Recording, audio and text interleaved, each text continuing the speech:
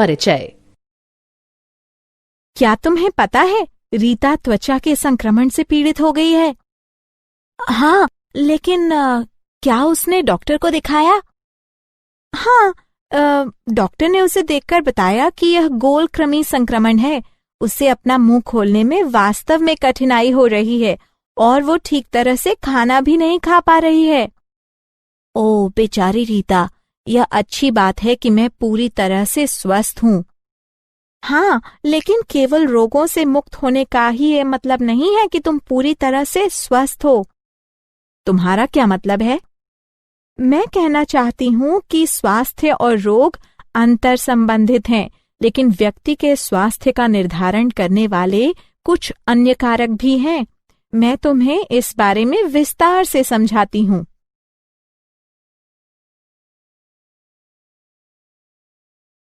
उद्देश्य।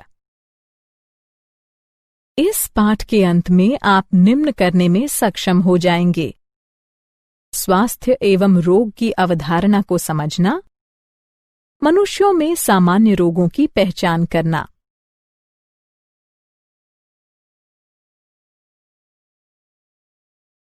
स्वास्थ्य एवं रोग। स्वास्थ्य को संपूर्ण शारीरिक, मानसिक और सामाजिक स्वस्थता की अवस्था के रूप में परिभाषित किया जाता है और मात्र रोग की अनुपस्थिति अथवा शारीरिक स्वस्थता ही स्वास्थ्य नहीं है।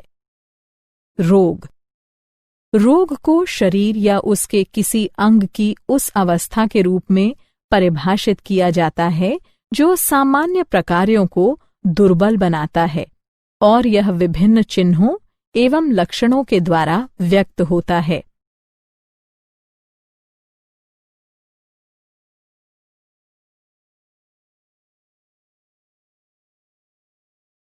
स्वास्थ्य को प्रभावित करने वाले कारक। स्वास्थ्य को प्रभावित करने वाले कारकों को व्यापक रूप से निम्नानुसार समूहित कर सकते हैं। आनुवंशिक विकार। वे अपर्याप्तताएं होती हैं जिसके साथ बच्चा जन्म लेता है। वे अपर्याप्तताएं या विकार जिन्हें बच्चा अपने माता पिता से वंशानुगत रूप से प्राप्त करता है। संक्रमण। जीवाणु, वायरल, प्रोटोजोअल, फंगल अथवा अन्य प्रकार के संक्रमण हो सकते हैं। जीवन शैली। भोजन और जल अंतर्ग्रहण, व्यायाम और विश्राम पैटर्न, अन्य अर्जित आदतें।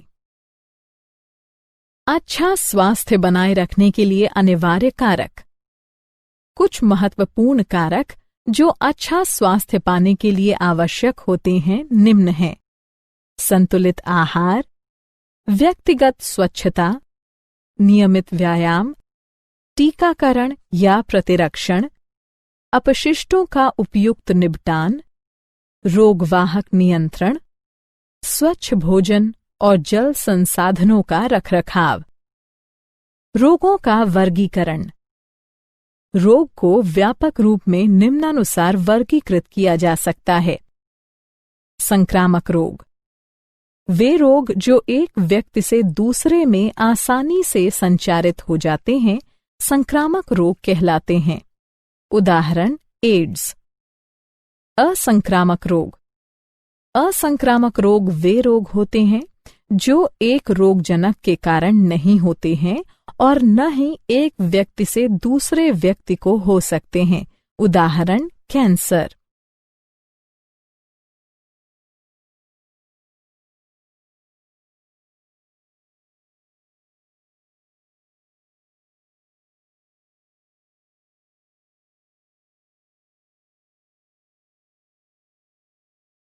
रोगजनक, रोग उत्पन्न करने वाले सूक्ष्मजीव। रोग उत्पन्न करने वाले सूक्ष्मजीवों को रोगजनक कहते हैं। उदाहरण के लिए: जीवाणु, विषाणु, कवक, प्रोटोजोआ, कृमि इत्यादि। रोगजनक पोषी में प्रवेश करते हैं, स्वयं को पोषी के शरीर के अनुसार अनुकूलित करते हैं, बहुगुणित होते हैं तथा सामान्य जीवन हेतु अनिवार्य गतिविधियों में व्यवधान उत्पन्न करते हुए आकार की तथा प्रकार्यात्मक क्षति पहुंचाते हैं। सामान्य मानव रोग। कुछ अत्यंत सामान्य मानव रोग इस प्रकार हैं: टाइफॉइड, न्यूमोनिया, सामान्य जुकाम, मलेरिया, अमीबता, एस्केरियासिस, श्लीपद, दाद संक्रमण।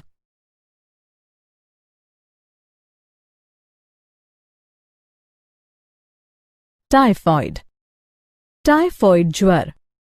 कारण: यह साल्मोनेला टाइफी रोगजनक जीवाणु के द्वारा होता है।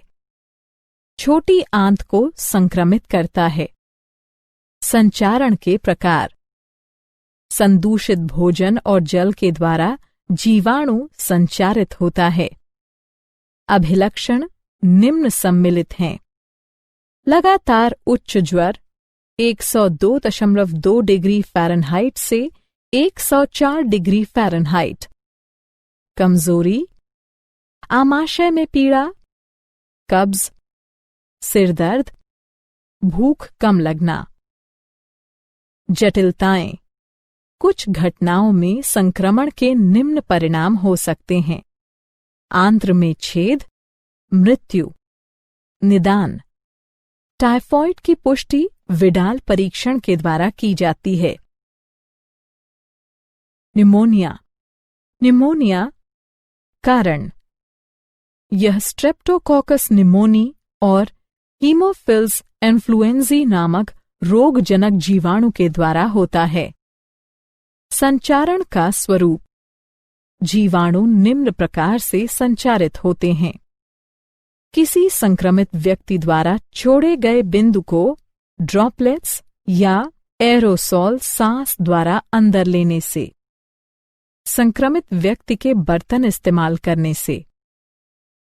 क्रियाविधि की यांत्रिकी: जीवाणु फुफ्फुस लंग्स के वायु कोष्ठ को संक्रमित करते हैं। फलस्वरूप वायु कोष्ठों में तरल भर जाता है, जिसके कारण सांस लेने में गंभीर समस्याएं पैदा होती हैं। लक्षण निम्न शामिल हैं: ज्वर, कंपकंपी, सिरदर्द, खांसी, होंठ और हाथ की उंगलियों के नाखूनों का रंग धूसर से लेकर नीला तक हो जाना।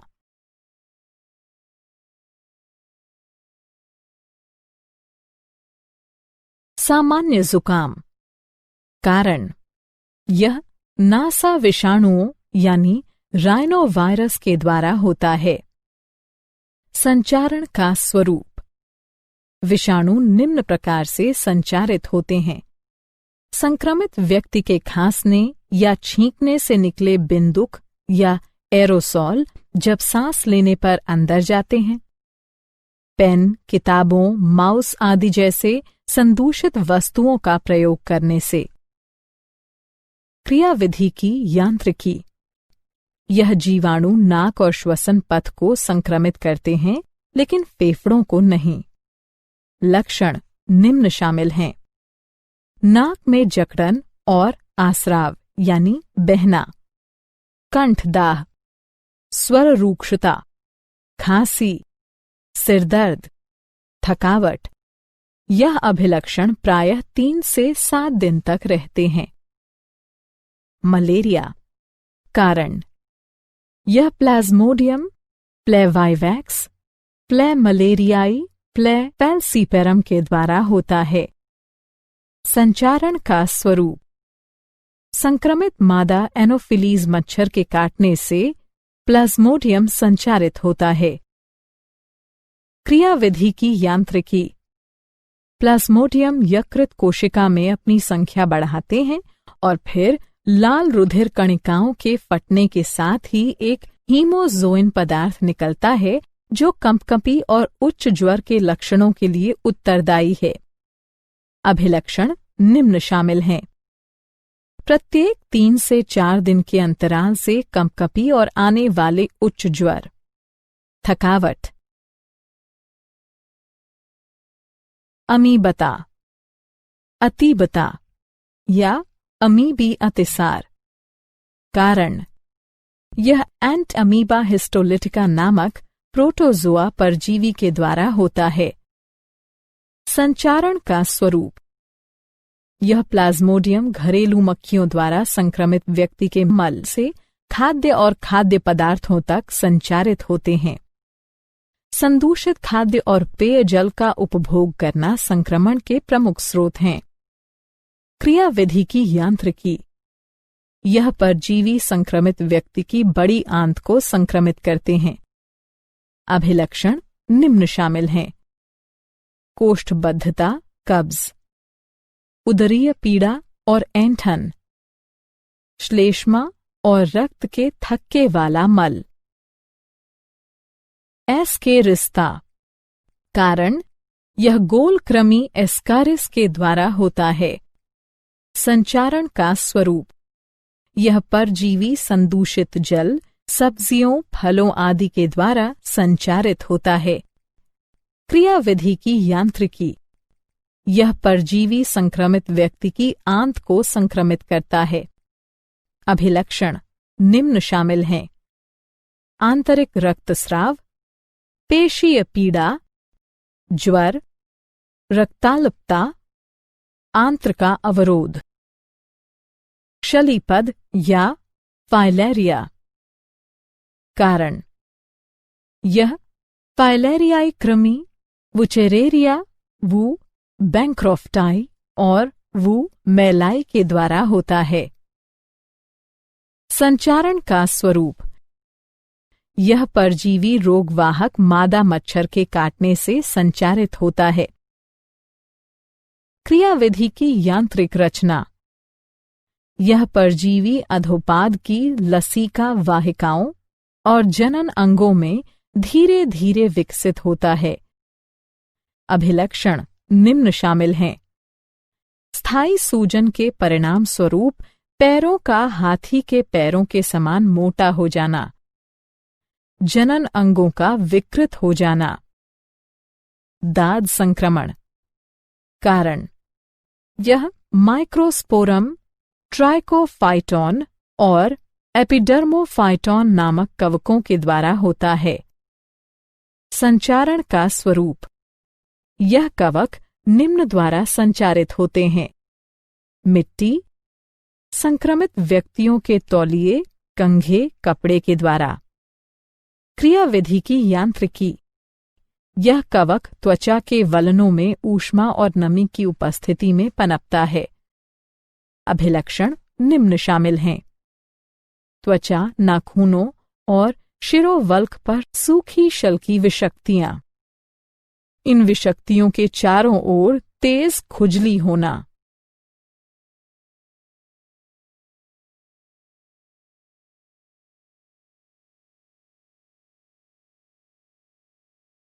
संक्रामक रोगों का निरोध एवं नियंत्रण। संक्रामक रोगों के निवारण और रोकथाम के लिए निम्न उपायों का पालन करना आवश्यक है। पहला, व्यक्तिगत स्वच्छता बनाए रखना, शरीर को साफ रखना, साफ पेयजल और भोजन का उपभोग करना। दूसरा, सार्वजनिक स्वच्छता बनाए रखना, अपशिष्ट पदार्थों और मल मूत्र उत्सर्जन का समुचित निपटान, जलाशयों की समय समय पर सफाई और विसंक्रमण, सार्वजनिक खान-पान प्रबंध में स्वच्छता के मानक का पालन करना। तीसरा, संक्रमित व्यक्तियों और उनके सामान के निकट संपर्क में आने से बचना। संक्रामक रोगों का निरोध एवं नियंत्रण। संक्रामक रोगों के निवारण और रोकथाम के लिए निम्न उपायों का पालन करना आवश्यक है। चौथा, रोगवाहकों और उनके प्रजनन स्थलों का नियंत्रण या उन्हें खत्म कर देना, पानी को जमा न होने देना, घरेलू शीतल यंत्रों यानी कूलर की नियमित सफाई, मच्छरदानी का प्रयोग, तालाबों में गम्बुसिया जैसी मछलियां डालना, कीटनाशकों का नियमित अंतराल पर छिड़काव, मच्छरों को अंदर घुसने से रोकने के लिए दरवाजों और खिड़कियों पर जाली लगाना। पांचवा, टीके और प्रतिरक्षणीकरण कार्यक्रमों का उपयोग। क्या आप जानते हैं, मनुष्य की लाल रुधिर कणिकाओं में मलेरिया परजीवी द्वारा मुक्त किए जाने वाले हेमोज़ोइन का पता लगाने के लिए फेमटोसेकंड लेजर का उपयोग किया जा सकता है। उचित तरंग दैर्ध्य का उपयोग करते हुए हेमोज़ोइन का प्रकाशिक स्पंद उत्सर्जित करने के लिए प्रेरित किया जा सकता है। ये प्रकाशिक स्पंद आसपास के ऊतकों को नुकसान पहुंचाए बिना परजीवी के डीएनए को नष्ट कर सकते हैं।